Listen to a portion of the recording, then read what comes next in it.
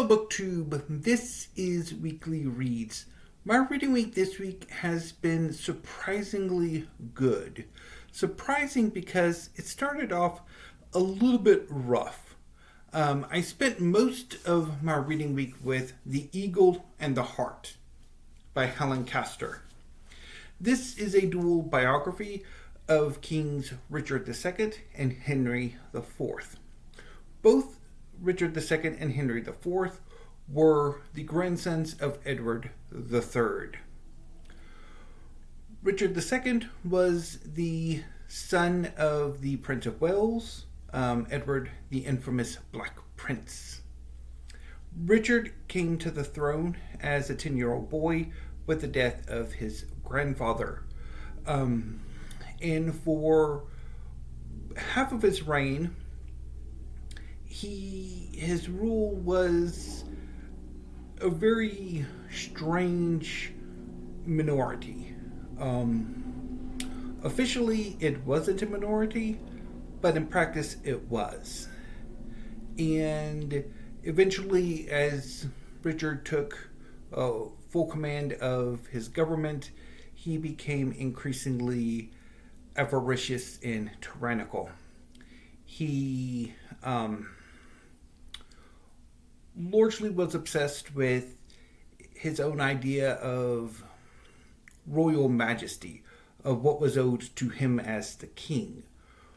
But he wasn't as concerned with what he as the king owed to his people. Henry IV was the son and heir of the Black Prince's younger brother, John of Gaunt, who through his marriage to Blanche became Duke of Lancaster. Henry IV was pretty much everything his cousin was not, and this bred a lot of conflict between the two, which ultimately led Henry to oppose his cousin, and eventually he was exiled. And during his exile, his father died, and despite his promises, Richard II took the Lancastrian inheritance. And so Henry IV returned to England from his exile and overthrew his cousin fairly easily and became king in his place and ruled for about 13 or 14 years before his own death. So I initially had some fights with this book. In the introduction, Castor references Shakespeare, which I'm not entirely sure she really needed to do. I was also a bit annoyed with the earlier chapters where Richard and Henry both were children and young teenagers, and Castor very, very much does not like Richard II. And that is plain in the youth chapters as well as once he's fully an adult. Although to what extent he ever really was an adult in the emotional sense and mental sense of the term is up for debate. But anyway, Castor very much did not like Richard from the very beginning, and it is very plain.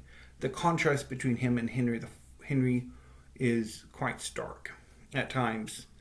But gradually, particularly once Richard began to deserve the opprobrium that Helen heaps on him, I started to like the book a lot more. I'm not entirely sure because I do have a few questions which I guess would bear deeper reading into this period and more biographies of Richard II and Henry IV, in that to what extent the chroniclers are telling the truth about what was going on, and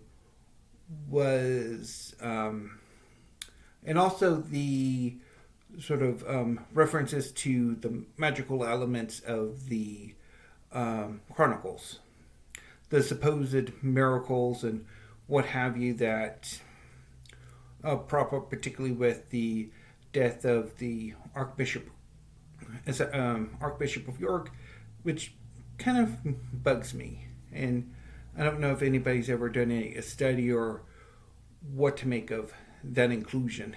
I mean, is it on how necessary is it, or how do you deal with it? But anyway, I did come to really like the book and enjoy it quite a bit. So, really was quite a turnaround from the beginning. So, it took me 5 days to read. I started the book on Saturday and finished it on Wednesday. I might have finished it sooner, but I had a birthday to attend on Sunday, so that took up a whole bunch of reading time. Famine, the eldest of the 4 children of the apocalypse, my nieces and nephews, plus the demon toddler, turned 17. So it was a weird birthday party. But anyway, so that was The Eagle and the Hart. So yesterday and today I've been rereading A Little More Red Sun on the Human by Gillian Conoley.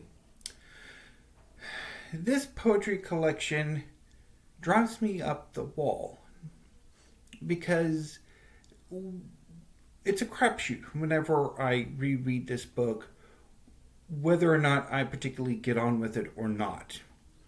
This current reread attempt is turning out quite well. I'm so far a little more than 200 pages in, and I have about 100-ish pages left to go.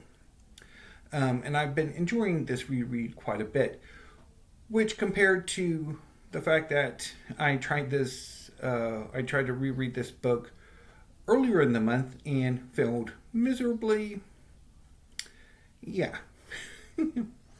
I don't know if it's a situation where that weekend was just not particularly great.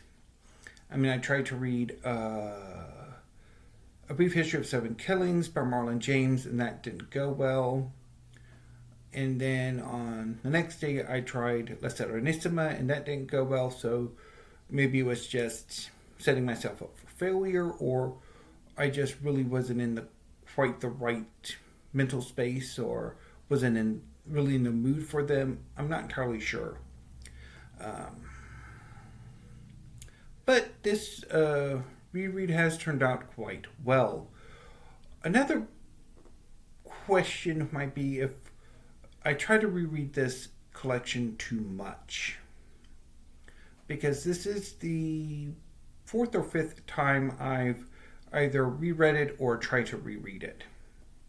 So maybe after this reread, let the book rest for a few years before returning to it. Not entirely sure, but again, really enjoying this reread.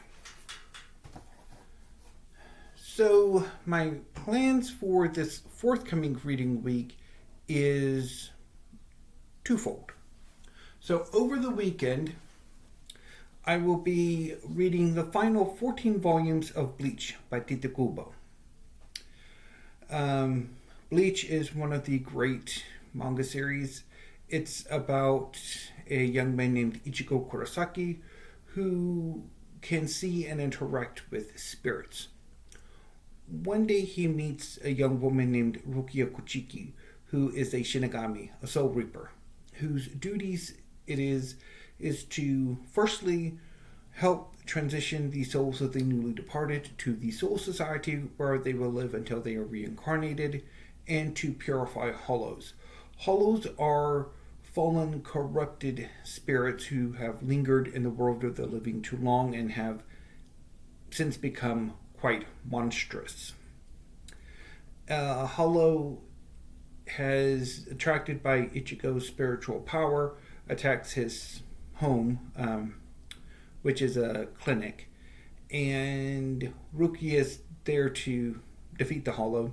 However, she is injured and must transfer her Soul Reaper abilities to Ichigo so that he can deal with the problem, which he does. However, Rukia cannot reclaim her power and is rendered powerless for a good chunk of the first volumes of the series. So Ichigo must stand in her stead as the substitute Shinigami for his hometown of Karakura Town, which is a fictional neighborhood or suburb of Tokyo. And from there, they go on a whole slew of adventures alongside some of Ichigo's classmates as well as other Shinigami.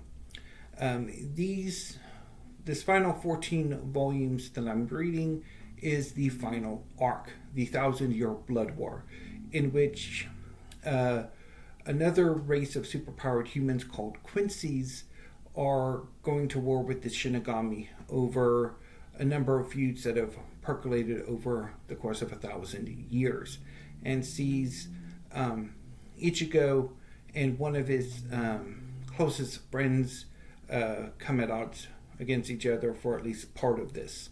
I've read the first 6 volumes of this final arc and have quite enjoyed it, and I'm really looking forward to the final 14.